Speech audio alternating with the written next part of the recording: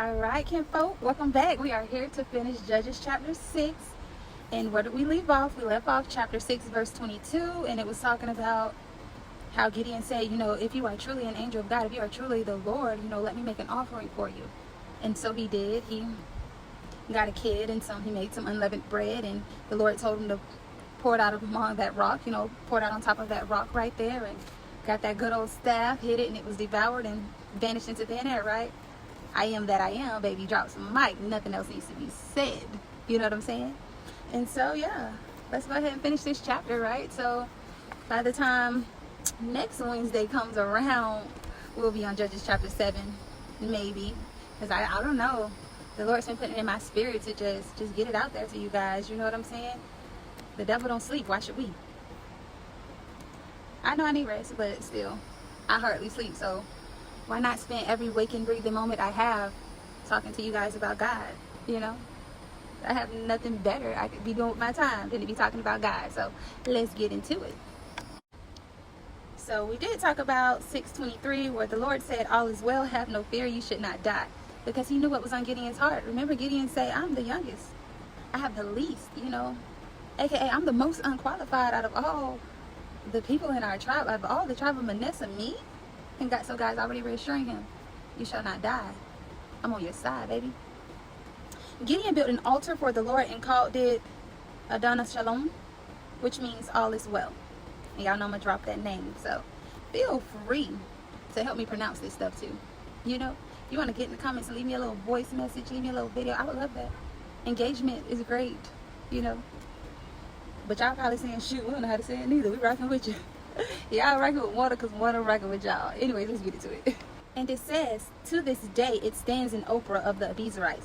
So to this day, this altar still stands. And I just feel like it's still there because the Lord's word is prophecy, right? It's certain things you can't change. I was telling somebody it's certain key points that I would just love to visit that I know are like impossible. Like when Joshua and the Israelites were crossing the Jordan with the covenant. And they stopped like in the middle of the Jordan and placed 12 stones there. Oh, I wish I could just deep sea dive and see that. The things that y'all absolutely probably did not interrupt, because the enemy is busy. Chapter 6, verse 25. That night the Lord said to him, "Take the young bull belonging to your father and another bull 7 years old. Pull down the altars of Baal which belongs to your father."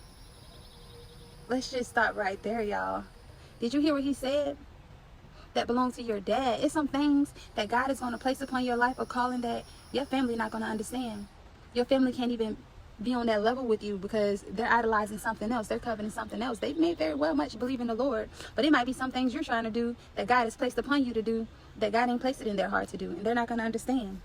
But you have to obey. It's important to obey. And I just want to repeat that. Pull down the altar of Baal which belongs to your father.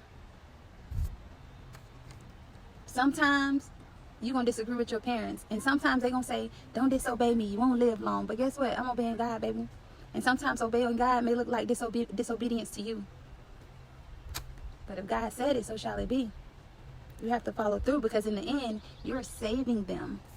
They may don't see it, but in the end, what you're doing for God is going to push them closer to the kingdom. So don't give up, honey, when your family is against you, or they're serving other things and they're not walking in the walk that you're walking in. Be patient and pray, but do what God set you out to do. Complete the promise, because the things that God are telling us to do, we are prophecy, guys. When we listen and we obey and we follow God, we are what prophecy is fulfilling. I'm telling you, it's getting good. Let's keep going. All right, so 6:25 continued. So what did he say? Pull down the altar of Baal which belongs to your father, and cut down the sacred post which is beside it. Then build an altar to the Lord your God. And a footnote in the inside of it says uncertain with. So the text was missing something. It should have been something else right there, but it wasn't. On the level ground on top of the stronghold.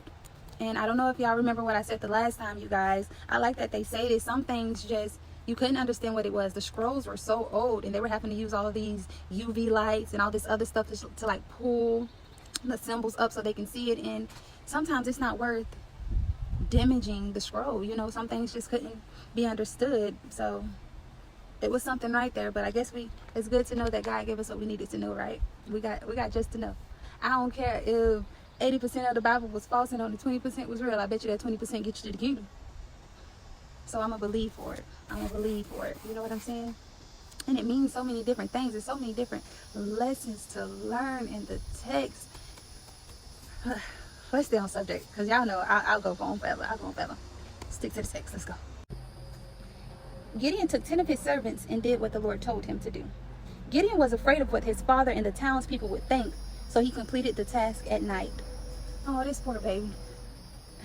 He is so scared, and I totally understand, bro, but because what they gonna do? You live in a town that serve Baal and Asheroth and all these other deities, and there's no way you can pull this stuff down in the daytime in front of all. They'll stone you before you get a chance to get out of the vicinity, baby. Before you can even build up the Lord's altar, you would be dead. So he got 10 of his servants, and they did it at night. And I know those servants were scared too. Some of them probably believed in Baal. That's probably how the word got out that he did it. But let's keep going. I'm telling it before you get there. So, chapter 6, verse 28.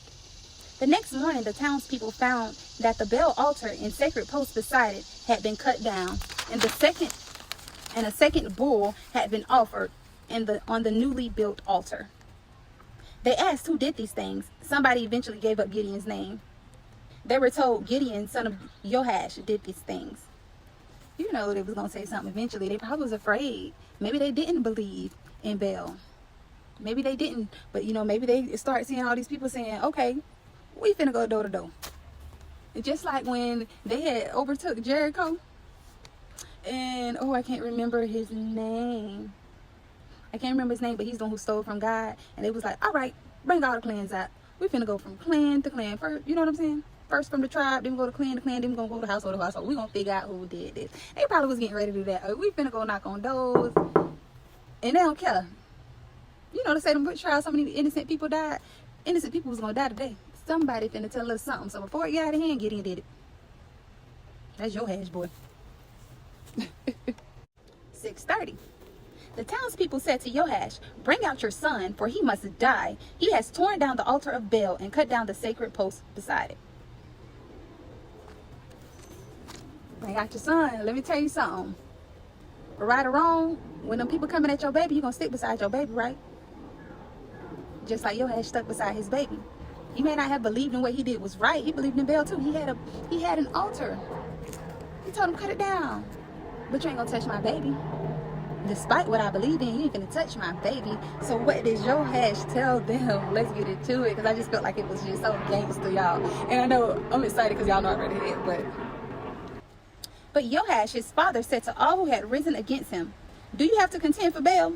Do you have to vindicate him? Whoever fights his battles shall be dead by morning. If he is God, let him fight his own battles, since it's his altar that's been torn down. Baby, is Baal paying y'all residuals? Are y'all on Baal's payroll? Because I know anybody that went up against my God, baby, they seen it. Y'all seen how that man was on stage talking about God and had a heart attack and fell down. Y'all see where all these floods and everything happen. Every time you speak up against my God, baby, okay. Baby, let Baal talk for Baal, because if you come touch him, that's gonna be the end of you. That's gonna be the end of you, baby. One thing about it, right or wrong, he was sticking by his son, period. And then he doing the Lord's work, oh, period. You know Joash, remember who the Lord was that day?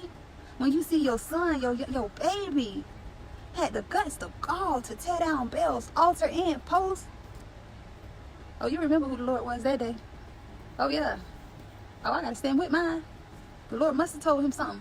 Had to. For my baby to do this? Oh, yeah, he knows something. And I'm going to stick beside him. That day, they named him Jerub, because it ain't no J, so why? Yerub-Baal, meaning let Baal contend for him, since he tore down his altar. So they changed his whole name, baby. Yerub-Baal. I'm putting it down there if y'all know. But could you imagine not even being called your own name, walking the streets and people saying that? You're afraid. Because you trust your God, but your God had to prove he was God. Heck. So who's to say their God isn't real? Who's to say their God isn't going to strike me? But my Lord with me.